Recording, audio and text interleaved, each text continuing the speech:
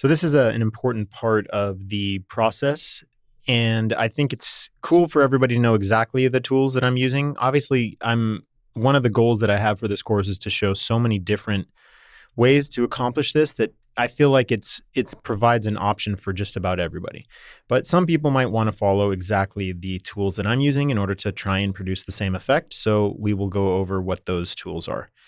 Now, there are several different ways to go about each one of these, but I'll kind of go through the meaning of the way I think they can be used. And then you'll see that sometimes those rules are broken and different kind of varieties emerge there. But to start with, I use often a watercolor pad, which is in this case is by Arches, and it is an aquarelle watercolor aquarella pad, black and green cover. And I choose, for this course, I chose 9 by 12 inches, that is 9 inches by 12 inches. And that is just because it fits the best for this format, for the course.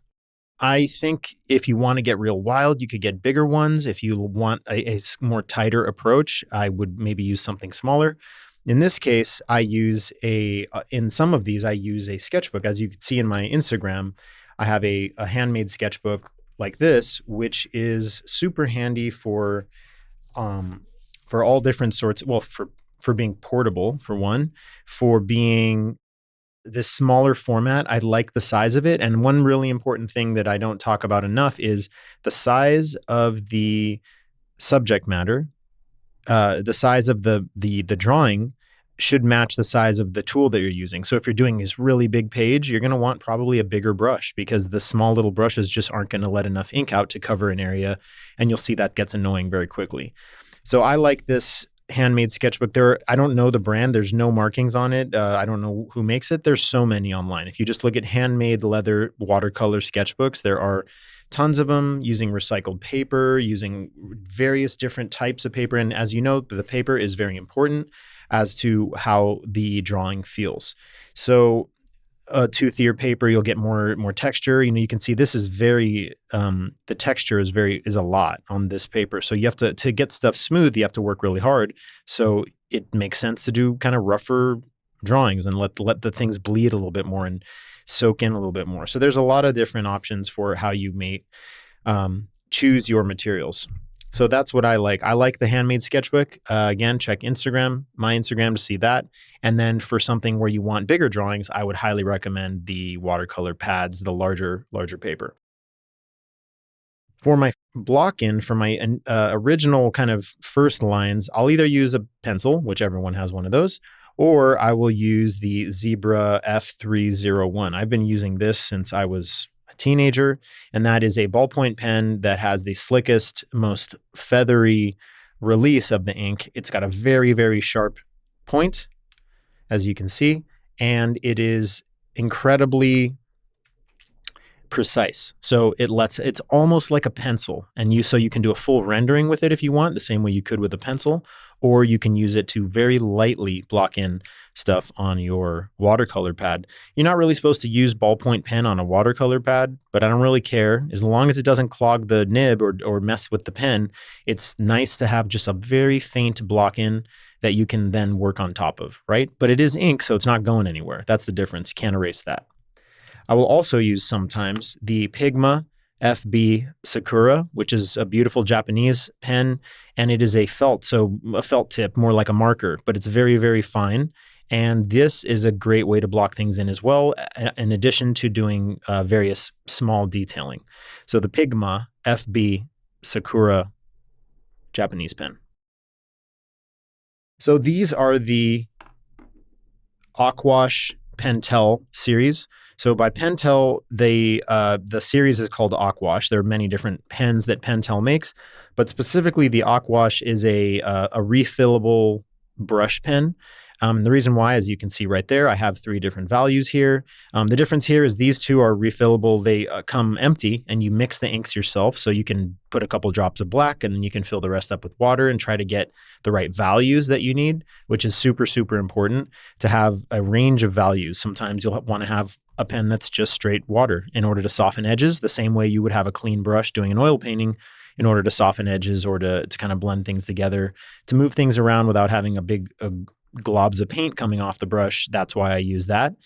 And you'll have a whole bunch of different versions of these pens, and you can get them with different tips, different sizes. I recommend a variety of all. And you can mix your own values, so you can decide how you want to do it. And I don't have a formula of how I do it. I change it up all the time to see which tip feels the best. Some of them really do. The tips are capable of tiny, as you'll see in the course, tiny fine lines, even though it's not that small of a brush. That's why I like this type of brush, because it's razor sharp at the very tip, and then you can do some big gestural chunky brush strokes as well when you like to. So lastly, this one here, this one comes with a pre-filled black ink. So that's why it's black like this. I just think that's kind of nice to have. You could just load it up with regular India ink, but something about this one works very well because it's designed to work with the ink that it has in it. One small caveat on these is that people will say, I don't understand, sometimes that too much ink's coming out, or sometimes they're clogging up and now nothing's coming out. I wish I had a diagnosis or a reason why that happens, or I wish that I had a way to explain to you how to make that work. I simply haven't figured it out yet. I don't know why sometimes they clog and sometimes they don't. The best thing you can do is use them frequently, and they'll be less likely to clog. If ink's flowing through them, you're using the ink up, you're filling them back up again, you're changing out the ink and not just letting it sit in a hot backpack for 3 months. Likely they will clog. That's pretty common sense. The ink starts to harden, and it can block this tiny passageway that the ink flows through. So if you want to use them a lot, that'll be your best bet on how to keep them alive. But I don't have, sometimes when they're brand new, they're just too juicy, too much ink coming out, and that's just a massive annoyance. I don't know what to tell you other than maybe use a smaller brush, maybe try and blot it against a paper towel to get some of the excess ink off. These are just common sense, things that I have tried to make it work as well as I can. But that's the best I got on that front. Highly recommend these as a tool for the course. And lastly, I also like to have some, cheap but effective tools for blocking in black ink or line work, or just, blocking in really, dark areas. So this Pilot sign pen, this is a really, for lack of a better word, a really juicy black ink. That is, a lot of ink comes out. It's very, very dark, and it feels pretty slick. And again, you're going to destroy the pen by working on watercolor paper. Also, be careful, because it will bleed through if you use these felt pens. So you want to put a piece of paper underneath your drawing to protect it from bleeding through and ruining the page behind it.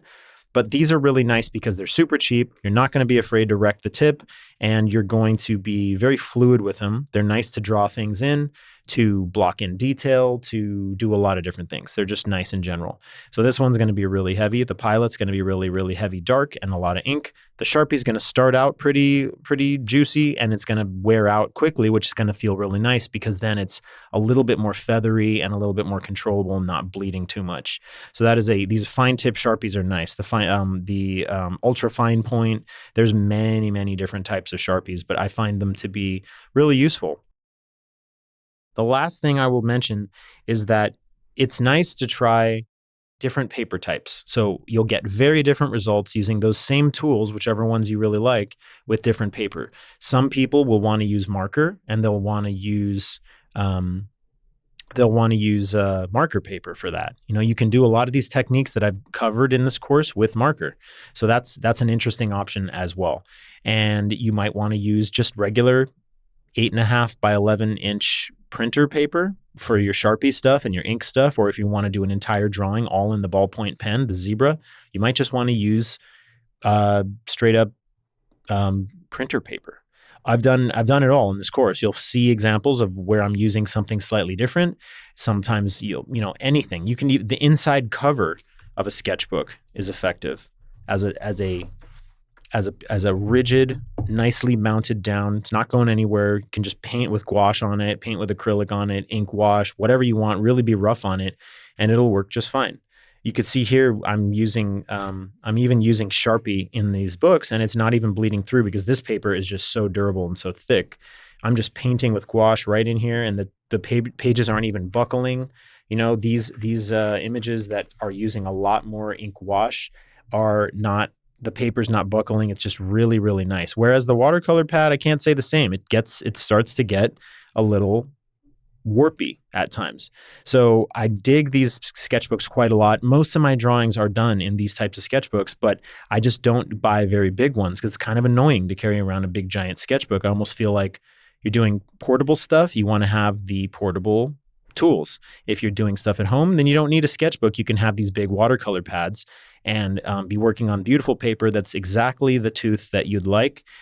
That is my best recommendation to you.